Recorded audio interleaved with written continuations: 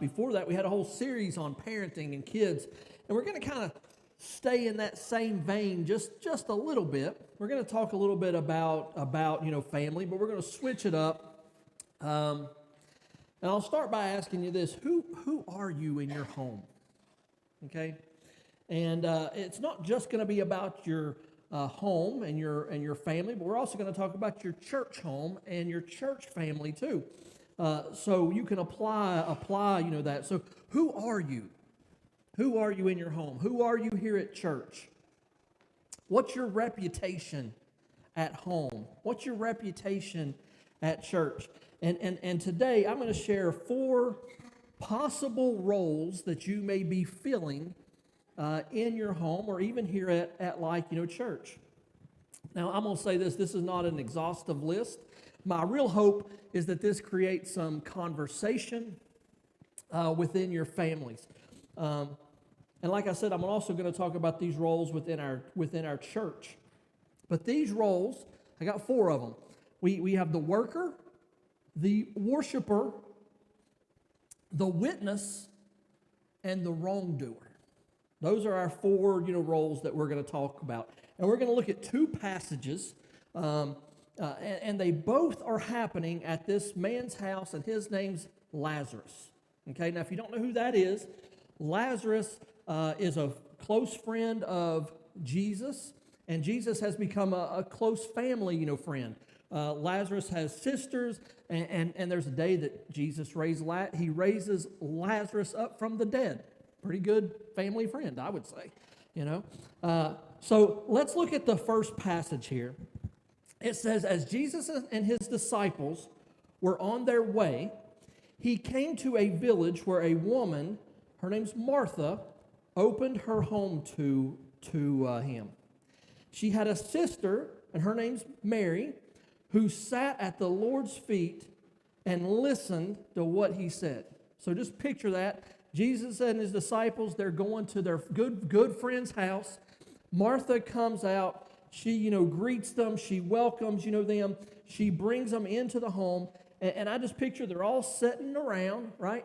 And here's Mary, and she's right at Jesus' feet. I mean, she's pumped that Jesus is in their house. Now, let me keep on going here. It says, but Martha was distracted by all the preparations that had to be made. Now, in my Bible, I've got the word distracted and had, that's underlined, okay? And we're going to come back to that. But it says that this is Martha here. She came to him and asked, Lord, don't you care that my sister has left me to do the work all by myself? Tell her to help. Right? So you can picture that, right? Jesus and his disciples and even Lazarus, they're all sitting there. Mary's right at his feet, just, oh Lord, this is so great.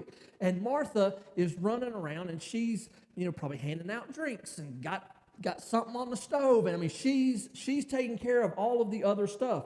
And she says, Jesus, tell her to help me. And here's what Jesus says. He says, Martha, Martha. I picture it's how he says it, right? Martha, Martha, when are you going to learn? He says, you are worried and upset about many things, but few things are actually needed, or indeed only one. Mary has chosen what is better, and it will not be taken away from her. So let's jump into our roles here. And the first role we're going to discuss is the role we see Martha doing, the worker. Martha's the worker. I'm also going to give you a glimpse into our family because I talked to our kids and went over some of this and said, what do you think, your mama is? What do you think Ashlyn is? So for the worker, the kid said, this is Mama, this is Amanda, this is a little bit of Dad, and some Ashlyn. They said all 3 of us kind of have, this. And I want you to be thinking about who fills these roles in your own, home. But you'll know who that the worker is because they're the ones that make the house a home, right? Like they are the ones that keep things picked up, and they get the dishes, done, and they do laundry. And when you have people over, they are the very good host and that sort of, thing. Now, if you've ever heard a sermon on this passage, Martha gets a really bad rap. She really gets a bad rap, right? Because typically what the preacher will stand up here and say is, be like Mary and not like Martha, okay? But there's a few things I'm going to point out, okay? And this is why I think Martha gets a bad rap. The first thing is in the first verse that we read. It says, a woman named Martha opened her home. It was Martha who welcomed Jesus in. It was Martha who ran out and greeted him and said, Jesus, we're so glad that you're here. Please come in, right? Martha welcomed him in. Another thing, and I think we can all relate to this, but one of the words I said I would underline in my Bible is it says that Martha was distracted by all the preparations that had to be made. Had to do it, right? So here's the thing, and I think what Jesus was, telling her is, nah, you don't have to. We should understand this better than anyone because we live in the freest country on the earth, right? But there's some people that will say, tomorrow I have to go to work. No, you really don't have to. You don't have to go. You think you do. You've convinced yourself, no, I have to do it. No, you can choose to quit your job. You don't have to go, right? So in Martha's mind, she has to do it, do it. And it's because of the consequences. Just like that's why you feel like you have to go to work, because the consequences are if you don't go, you lose your house and your insurance and everything else, right? So you feel like, no, I have to do it. Martha felt like, I have to. Because in this day and in this culture, had Martha not had made all these preparations, I mean, you know how badly she would have been ridiculed, criticized. She would have been the most gossiped about person in the whole town.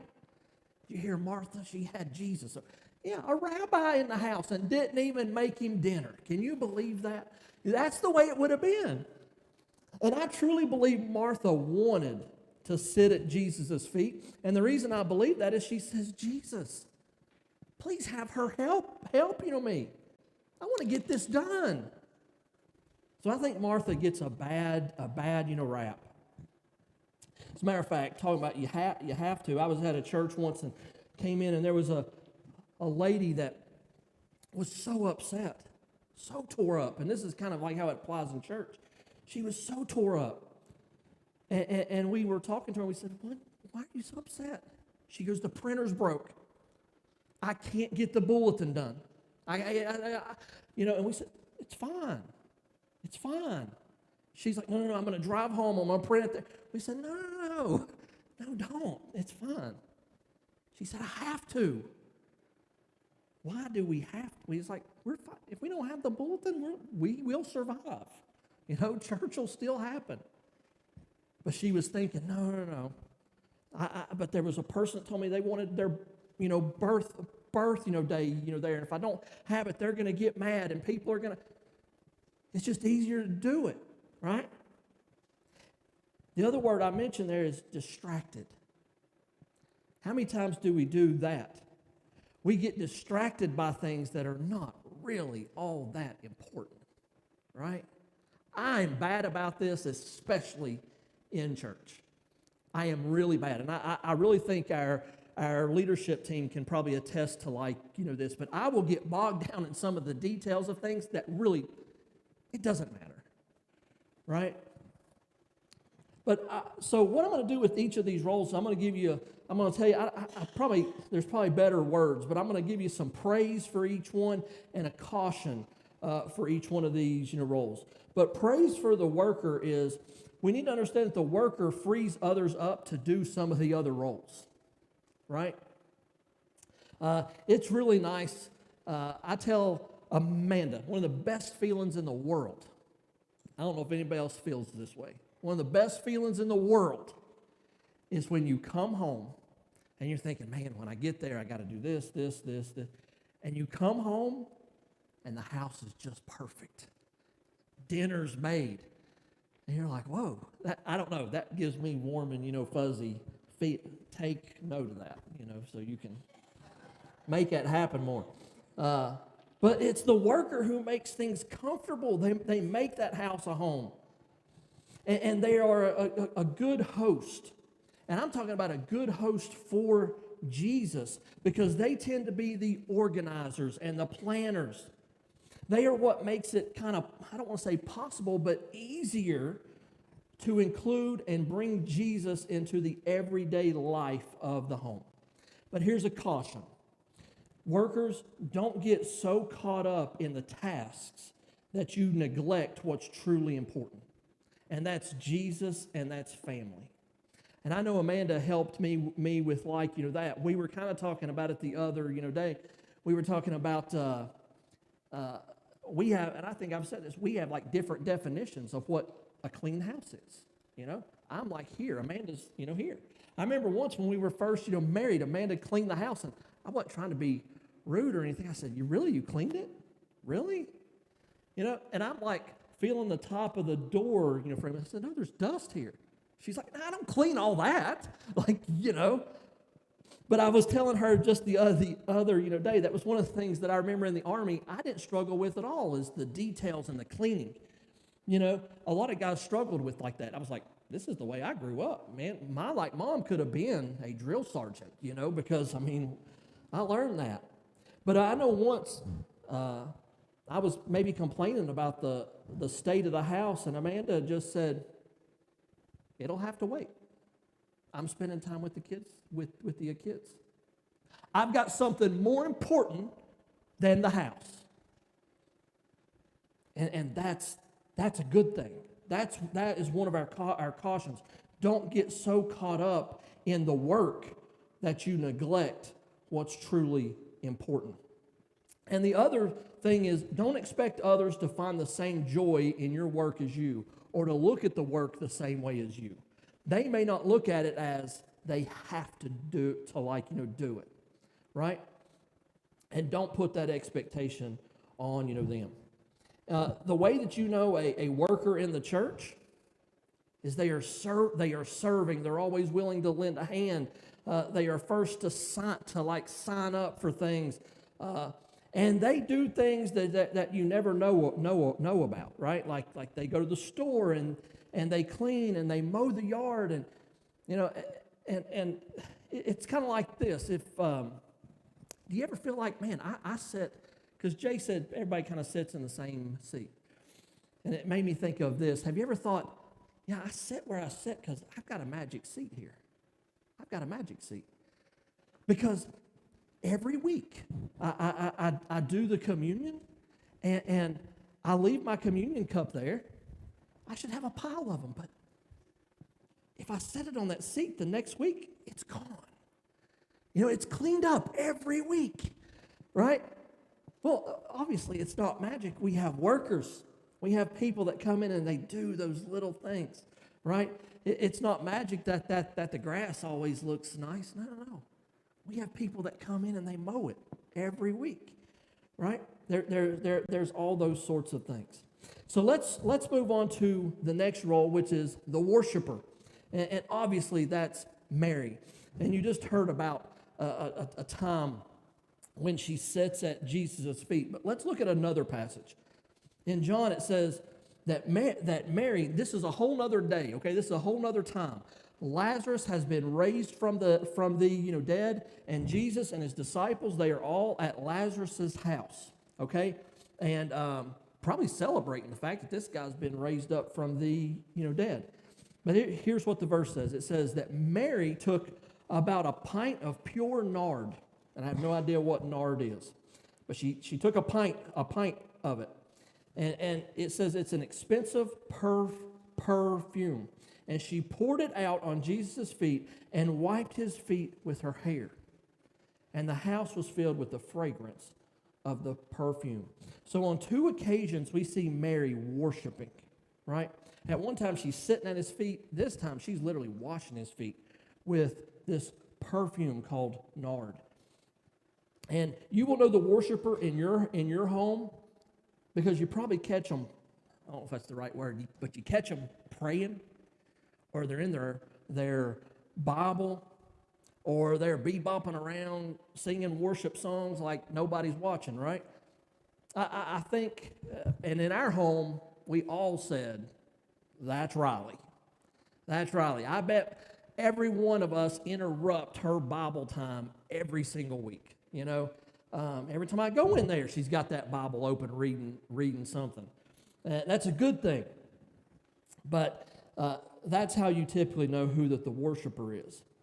And as far as some praise on the worshiper here, Martha might invite him in, but it's the worshiper who makes Jesus feel like he's part of the family. The worshiper puts him in his proper place, which is in the place of honor, right? It's the worshiper who includes Christ in family events. And I'll say this, I think the worshiper inspires others. You know, I mean, a lot of times if you walk into a room and there's your husband or your wife or your kids or somebody is in their Bible, a lot of times you might think, I need to do that. I need to get into that more. But here's a caution for the worshipers. Don't forget to appreciate the worker. You know, because a lot of times, I don't know why I picture it this, way, but Riley curls up in a nice comfy chair and sipping on coffee and all that. It's the worker that made it feel that comfortable and that welcoming and that inviting. It's the worker is the reason you're able to completely focus on God and you don't have 100 other things running through like your mind, 100 other chores, because the worker has taken care of it. So show appreciation. Another caution is don't become holier than thou, right? I think that's easy to do. Well, I'm the only one who reads my Bible in this whole house. The whole house is going to hell except for me. And don't get to that way of thinking. As far as in church, I think this one's tricky because in our home, we're ourselves, right? I mean, we are truly ourselves. Our guard is down, and it's easier to get a glimpse into someone's heart. But at church, that's not always the case. And as we know, true worship happens within the heart. But I do think there's times you see it, and when you do, it's really inspiring to see, that. I know a few Wednesday nights ago, whenever Second Church was here, and if you don't know what Second Church is, come on Wednesday nights, you'll find out. We have a whole nother church happening here. But whenever they joined us, if you were here, they were kind of inspiring, I thought. I mean, as soon as the music hit, they're like clapping, and I mean, they're into it. And I love that, energy. It was an inspiring time. So let's move on to our third role, our third person. And this person is actually not even mentioned in any of these verses, but I've mentioned his name a lot, and that's Lazarus. And Lazarus is the witness. He is the witness. He's the brother of Mary and Martha. He would be considered the head of the house. He was raised from the dead by Christ. And he is likely the one who introduced Jesus to the rest of the family. And I'm not just talking about introduced them like a formal introduction. He's probably the one that said, hey, I got to tell you about this guy, man. I believe I met the Messiah. I got to tell you about this guy. After being raised from the dead, I want you to think about that. Lazarus got raised from the dead. Wouldn't you have a lot of questions for him? I mean, wouldn't you want to hear that story? Dude, what did it feel like to be dead? First of all, I mean, it ain't like, you hear about people who die on like in a hospital for like eight minutes or whatever, right? I mean, Lazarus was dead for days. Right? I mean, he was dead. I mean, he had already been buried and all of, that. And I would have a ton of questions. Well, what was that like? What did you see? Where did you go? Could you feel us wrapping you up in the cloths and stuff? What happened in the tomb? But Lazarus was a major witness for Christ. And you know who the witness is in your home, because that's the one who seems to do a lot of the teaching and the guiding in a spiritual way. It's the person you probably go to when you have Bible questions, or you have concerns about faith, or when you're seeking out counsel. I know the kids said that they thought this one was probably me in the house, and a little bit of Kingston. I heard Kingston too, a little bit of Kingston. But here's some praise for the witness. It's cool that you're that person that people can really lean on, and you really become sort of like a therapist in a sense. You help people with their doubts and their questions and their concerns, and that's an important thing. You really help keep people engaged within their faith, and you can become a real source of truth and reassurance and comfort in the home. But here's some cautions. You better know what you're talking about. You better know what you're talking about, because the Bible talks a lot about false teachers. And, one of the ways that I kind of know when somebody knows what they're talking about is when I've asked them question after question after question, and they eventually say, I don't know. This person's honest, right? Because there are several times that Amanda or the kids have asked me things, and I've said, I don't know, but we can find out. We can go look. And then there's other times that I've had to say, I don't know, and I'm never going to know. You aren't going to know, right? Like we can't answer that in this life. In our role as witness, we also have to be a discipler. I think this is important. Ashlyn worded this so well, and I hope I can remember the way that she said it, but it's okay to be someone that is depended on, but you do not want to become someone that is, or to become someone that people become solely dependent upon you. Okay? You want to teach them to be a witness themselves. And I know a few months ago, Kingston came to me about something and asked me, and I said, I'm not going to tell you. I'm not going to tell you. I'm not telling you that. You figure it out. I know the answer. I could help you with this. And I'll steer you, but you're going to have to figure it out. And that's not me being mean to him. That's truly me trying to teach him to find those things for himself. I'm sure all my kids have had me do that to them. In church, it's easy to spot who that the witnesses are. They are our teachers. They are our advisors. They are the ones who are guiding us in spiritual things and in truth. So let's move on to our last stroll. And we're going to go back to the verse where Mary is pouring the perfume on Jesus' feet. Now, this is really a beautiful thing, and I know that, it sounds weird, but what Mary is doing is such a worship-filled act. It's beautiful. And this is how this story it continues and ends. It says, but one of the disciples, Judas, who would later betray him, objected. This beautiful scene, this lady is worshiping Christ, and Judas objects. And here's what he says. Why wasn't this perfume sold and the money given to the poor? It was worth a year's wages. Not a bad objection, right? We could have taken, this was a year's wages. So you think about, this. I don't know what like the average income is now, but that would be like going up to, Parks, Belk, or wherever you buy this stuff, right? And spending $60,000 on a bottle of perfume, however big a pint is, and getting home and dumping it out. You know? So Judas is saying, this is wasteful. We could have given this money to the poor. Think how many people we could have helped. But we keep on reading. It says, he did not say this because he cared about the poor, but because he was a thief.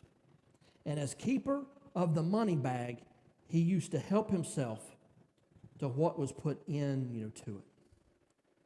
So our fourth role is the wrongdoer. And you will know the wrongdoer because they have an ulterior motive to what they are doing. Okay, it reminds me, the last church I served in as pastor, there was a family that used to come to church, and it would usually be the mom and the kids. The dad would come every once in a while. He was very nice, very friendly, but I would find out that after if he'd come to church after they went home, he would find the littlest things to sort of pick at about the church. And then one day the wife came to me and said, he isn't coming right out and saying he doesn't like us to go to church, but I feel like he's trying to stop us. And I said, why do you think that? She said, it seems like he keeps making plans for Sunday morning. Fun stuff, Hey guys, how about Sunday we just get up and we go to Gatlinburg? Or Sunday I'd like to take all y'all out for a big breakfast. And I thought, man, that's exactly what Judas did. Judas didn't say, hey, we could have taken that money and put it in the bag so I could have skimmed something off the top. He didn't say that. He said, we could have given this to the poor. Let me show you something really good while really I'm doing something really wrong, right? And that's how we know who the doer is. Ultimately, the wrongdoer is fighting the worker and the witness and the worshiper. They don't want the family going to church. They don't like that money is tithed. They may even go along to keep the peace, but they have this ulterior motive, there. So what's a praise we can give for the wrongdoer? There really isn't one. The only thing that we can take comfort in is that at least they are in our home. At least they are being witnessed to and impacted, or at least they should be if everybody else is doing their part. They should be impacted, and maybe that will create a change. Now, what's the caution? Well, caution one is don't think this ain't us from time to time. This is the one role that we have all filled at one point or the other. We all have. So that's one caution, right? We can't get holier than thou and think, no, I never would do. Yeah, we do, right? And if you find yourself in this role, stop, repent, and do better. Get back to your role. Get back to the place that God has called you to be. And the other thing is, this is something we have to deal, with. We can't fall for the ploys and the tricks, because ultimately, what the wrongdoer wants is Jesus out of the family. That's what Judas wanted. Judas no longer saw what Jesus and the disciples were doing as a ministry. It was now a business. And he wanted Jesus out as CEO. You may say, Preston, how do you know he wanted him out? Because he got him out. He did it. He went and made a deal with the Pharisees to have Jesus arrested and effectively out of the business. What about church? We like to think we don't have, this, but man, Satan certainly works within our church. I think about it this way. It's like we do our altar call. And, you'll hear people say, I felt felt like I needed to go, but I also just, I don't know, all these other thoughts. Who do you think those other thoughts are from? That ain't God. That ain't God saying, hey, they're going to laugh at you if you walk up that aisle. That ain't God. All right? Satan is. He's doing his work. And I mean, even Jesus had a wrong, doer within his ministry. It would be crazy for us to think we don't. How do we spot them? Well, typically, like I said, we're all going to feel that role at some point. Hopefully it's just quick. It's a moment of weakness, right? But someone who's really just in it, they are selfish, they are gossipers, they are divisive. And when there's problems, their name always seems to pop up. Just don't be this person in the church, just don't. I think we're very fortunate here. There's certainly been churches I've served at where I would be up here talking about this and thinking, man, everybody knows exactly who I'm talking about, right? Carrie, no. And but no, here I really truly don't. I don't feel that way. So let me close by asking you a couple of things. Which one of these roles are you? And is there one you want to be? Are you like, I'm really the worker, but man, I want to be more of the worshiper? Well, you can. I think what you'll find is that we're probably a mix of these, things. You're a little bit of the worker and you're a little bit of this. And are you doing your part in the home? Are you doing your part? And is Jesus in your home? If you're like, man, Preston, I don't know that we have any of this. That may be because Jesus hasn't really been pulled into the home, welcomed in. A lot of times we go to church on, Sunday and we got our, Bible and we walk in and we have church and then we go home, right? And we throw Jesus down on the table and say, I'll see you in a week. Forget it. Forget what the pastor said. Forget what the music was. I checked it off my box. I did what I had to do for God this week.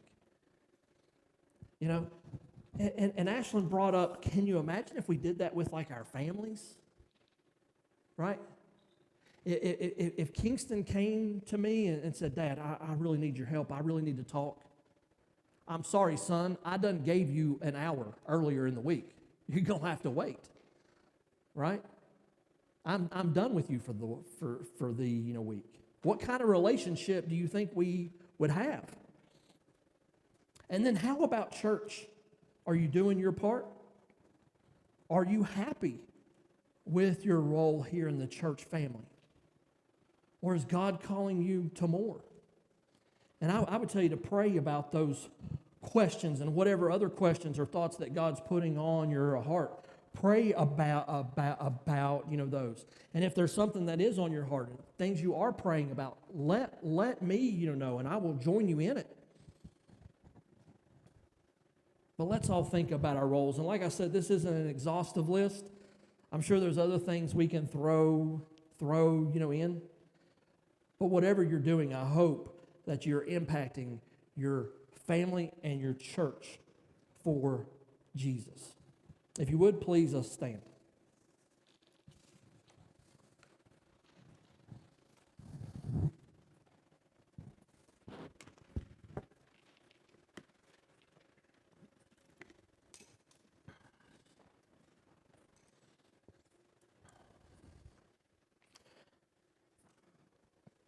So, guys, this is that altar time I was telling you about. And you might feel a need to come up, whether it is to pray for your family, to pray over your home, or maybe God has nothing to do with what I've discussed. God has laid something else on like your heart. Maybe you've never accepted Christ. You've never made Him Lord of your life. If you want to do it, we can do that now. And I'm going to tell you, I know that if God is calling you to ever come up here or to flag me down and say, Preston, I need you here, we're going to have Satan on the other side of that, right? He's going to make going up to this altar feel like the hardest thing you've ever done.